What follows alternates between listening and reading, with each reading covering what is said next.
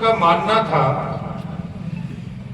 कि जब आबोहवा स्वच्छ होगी तो वहां निवास करने वाले व्यक्तियों का तन स्वस्थ होगा, तन स्वस्थ होगा तो मन स्वस्थ होगा, और जब ये तीनों चीज स्वस्थ होंगी कि वातावरण स्वस्थ है, नीचे आ जाओ भाई, स्वस्थ है, व्यक्ति का मन स्वस्थ है, तो फिर उस व्यक्ति का मस्तिष्क भी स्वस्थ रहेगा। और जब ये चारों चीजें एक साथ होंगी तो फिर उस व्यक्ति के दिलो दिमाग में कभी भी नकारात्मक विचार नहीं आएंगे। सदैव उसके मन मस्तिष्क में सकारात्मक विचारों का प्रवाह होता रहेगा। इसलिए पहली बार स्वच्छ भारत की परिसंकल्पना 1977 में जनता पार्टी के शासनकाल में करवाई गई। उस समय आम लोगों ने इसकी बड़ी खिल्ली उड़ाई थी। उसके बाद आने वाली सरकारों ने इसको ज्यादा ध्यान नहीं दिया। उसके बाद 2014 में भारत की जनता ने भारतीय जनता पार्टी को बहुमत दिया और आदरणीय नरेंद्र भाई मोदी जी के नेतृत्व में भारत सरकार बनी, तो उन्होंने उस परिसंकल्पना को आगे बढ़ाते हुए स्वच्छ भारत की परिकल्पना की।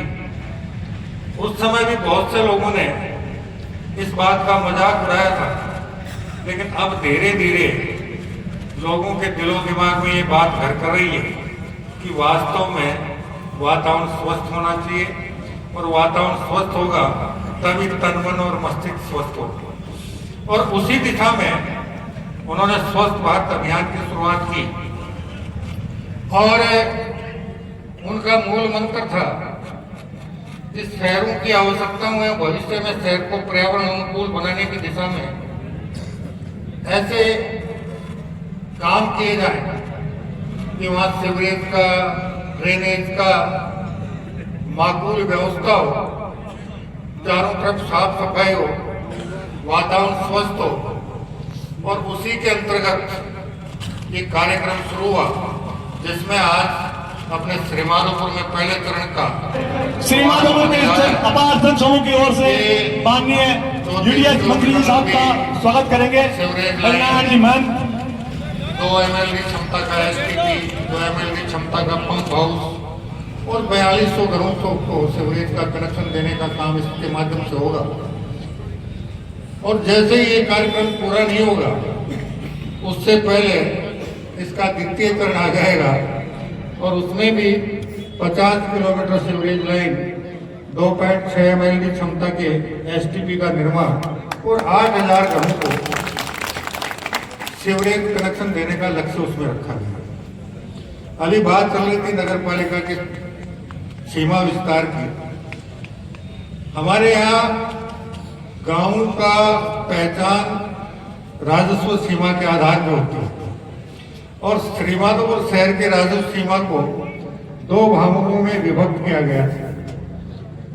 जो मूल आबादी थी वो श्रीमाधोपुर शहर हो गया और राजस्व का बाकी हिस्सा था जिसमें ढाणियां थी वो श्रीमाधोपुर ग्रामीण के नाम से पहचानी जाने लगी, जबकि राजस्व रिकॉर्ड में कहीं भी ये अंतर नहीं है कि श्रीमाधोपुर शहर और श्रीमाधोपुर ग्रामीण नाम के 2 राजस्व ग्राम। दूसरा, हांसपुर का खनीपुरा इसलिए लेना पड़ा क्योंकि श्रीमाधोपुर शहर के आसपास जितनी सरकारी भूमियां थी वो सारी की सारी आज की तारीख में कहीं भी कोई खाली जगह नहीं है। शहर का विस्तार होना है, सरकारी कार्यालयों का विस्तार होना है, अन्य सुविधाओं का विस्तार होना है, उसके लिए भूमि चाहिए। तो भूमि या तो खनीपुरा में है और यह श्रीमाधोपुर ग्रामीण क्षेत्र में है। इसलिए इन दोनों को श्रीमाधोपुर नगर पालिका क्षेत्र में शामिल कर दिया गया है। और आने वाले समय में माननीय प्रधानमंत्री जी ने जो बड़े शहर हैं, जैसे हमारा जयपुर शहर है, महानगर हो गया, महानगर के 100 किलोमीटर के दायरे में सैटेलाइट टाउन के नाम से टाउनशिप विकसित करने का निर्णय लिया है और उसकी एक कार्य योजना बनी है। उसमें भी आपका श्रीमाधोपुर और आपका अजीतगढ़, आपका रिंगस, आपका खाटू श्याम जी को हमने शामिल करने का प्रस्ताव तैयार करके स्वीकृत कर दिया है।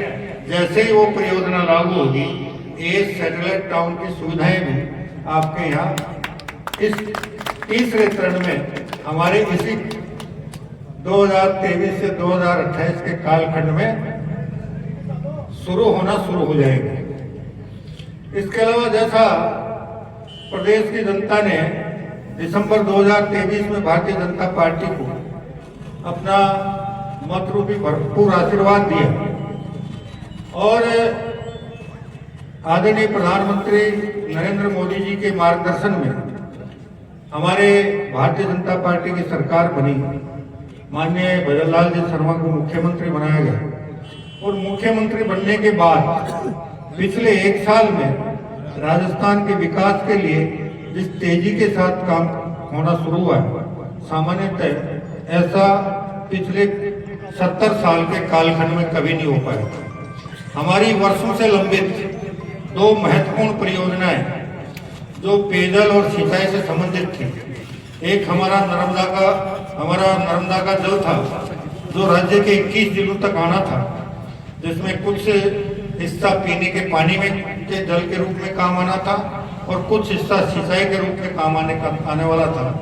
उसका सरकार बनने के कुछ दिन बाद आदरणीय प्रधानमंत्री जी के हस्तक्षेप से मध्य प्रदेश और राजस्थान के बीच समझौता हुआ और अभी 17 दिसंबर को आदरणीय प्रधानमंत्री जी के हाथों उसका शिलान्यास भी हो चुका है। उसके बाद